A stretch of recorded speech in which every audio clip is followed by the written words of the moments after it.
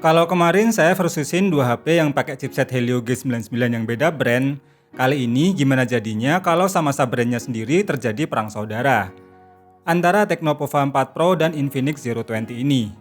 Kira-kira lebih worth yang mana nih jika dilihat dari performa, kamera, fitur, hingga daya tahan baterainya? Biar nggak kelamaan intronya, yuk langsung aja gas ke video versusnya. Sebelum lanjut, berikut adalah spesifikasi dari kedua HP ini, di mana untuk varian memorinya sama ya, yaitu 8/256 GB. Dan saat dites pakai Antutu versi 9, Pova 4 Pro skornya bisa mencapai 390 ribuan, sedangkan Infinix skornya 10.000 lebih rendah. Tapi untuk Geekbench 5 tesnya, baik single maupun multicore, Infinix skornya lebih tinggi. Terakhir untuk 3D Mark pada mode Wildlife Extreme Stress Test, tingkat kestabilan identik, namun overall skornya Infinix sedikit lebih tinggi. Lanjut kita tes performanya kalau buat jalanin game SD. Yang pertama tentu saja adalah PUBG Mobile. Keduanya bisa memainkan settingan HD High atau Smooth Ultra untuk settingan terbaiknya. Kalau untuk pengalaman bermainnya sama-sama terasa lancar dan minim terasa frame drop. Bahkan untuk rata-rata FPS-nya pun terasa identik di 39 FPS. Untuk sensor gironya sama-sama responsif dan gak delay. Pokoknya udah sama-sama enak tuh kalau buat mainin game yang satu ini.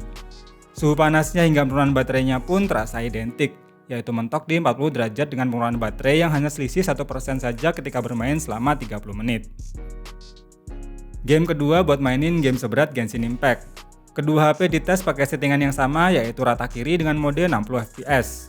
Untuk real experience gameplaynya, kedua HP ini sama-sama terasa playable. Namun ternyata Infinix punya average FPS yang lebih baik dibandingkan Pova 4 Pro-nya, yaitu dengan 48 fps. Sedangkan Pova hanya bisa stabil di 40 fps hanya di 2 menit awal saja. Frame drop paling terasa saat full efek animasi ketika bertarung melawan monster. Dan untuk suhu panasnya hingga penurunan baterainya pun masih terasa mirip dan hanya selisih 1% saja. Namun overall Infinix masih terasa lebih smooth saat menjalankan game yang satu ini.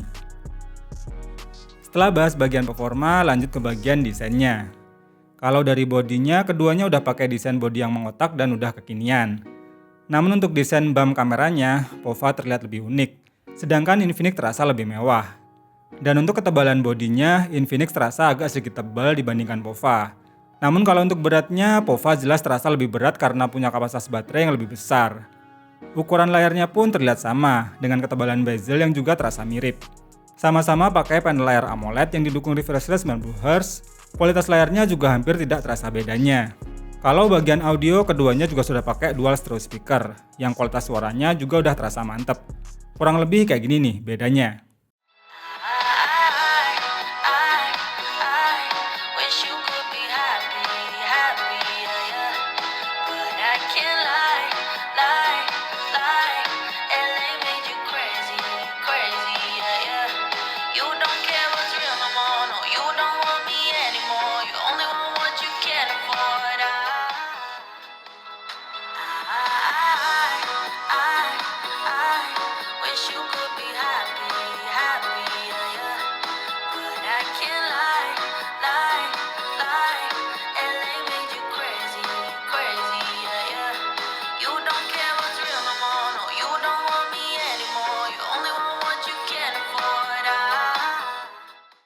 Saat dicek pakai aplikasi Sensor Box, keduanya punya sensor yang sudah sama-sama lengkap.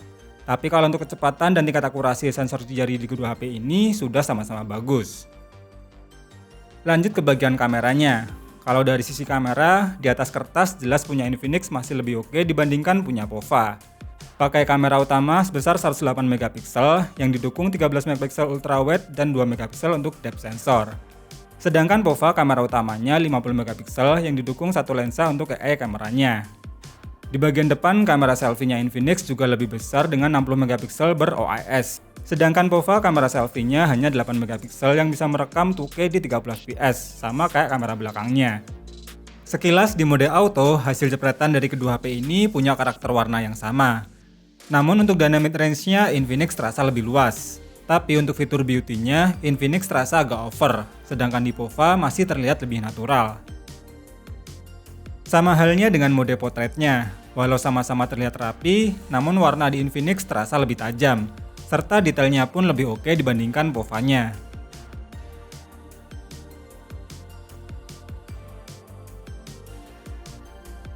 Begitu juga untuk foto selfie-nya, di sini jelas Infinix menang telak berkat 60 megapikselnya, sehingga terlihat lebih detail dan warnanya lebih terasa vibrance.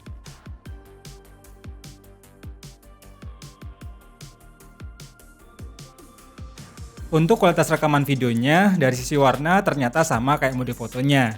Dan tingkat kestabilannya pun ternyata hampir nggak jauh beda jika di mode auto tanpa menghidupkan stabilisernya. Hai guys, nah untuk kamera depannya sama-sama di set di 1080p Full HD. Langsung aja ya, kalian bisa lihat perbedaannya. Langsung aja aku jalan. Kita keliling-keliling.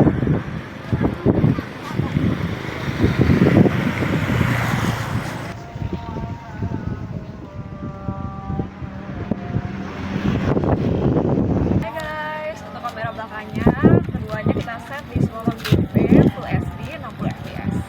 Nah, karena ini kebetulan cuacanya agak mendung, kalian bisa lihat di kamera hasilnya kayak gimana. Dan ini aku jalan juga lumayan cepat. Dan ini di sambil jalan kalian bisa lihat ya audionya kayak gimana juga.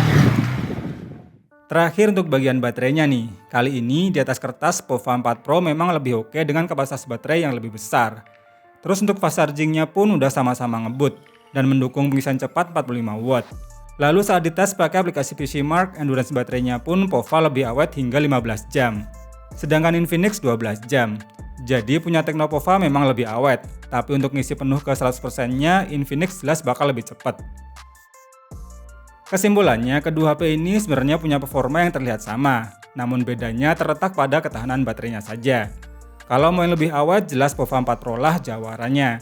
Namun kalau dilihat dari overall fiturnya, Infinix masih lebih menggoda dengan fitur kamera yang lebih istimewa. Bahkan buat kinerja yang berat pun, ternyata Infinix masih lebih bisa jadi pawang MediaTek yang lebih stabil kinerjanya. Dengan selisih harga yang tidak jauh beda, kalau saya sih masih lebih prefer ke Infinix Zero 20-nya. Nah, kalau kalian gimana guys? Terima kasih sudah nonton video ini sampai habis, semoga bermanfaat dan sampai ketemu lagi di video berikutnya.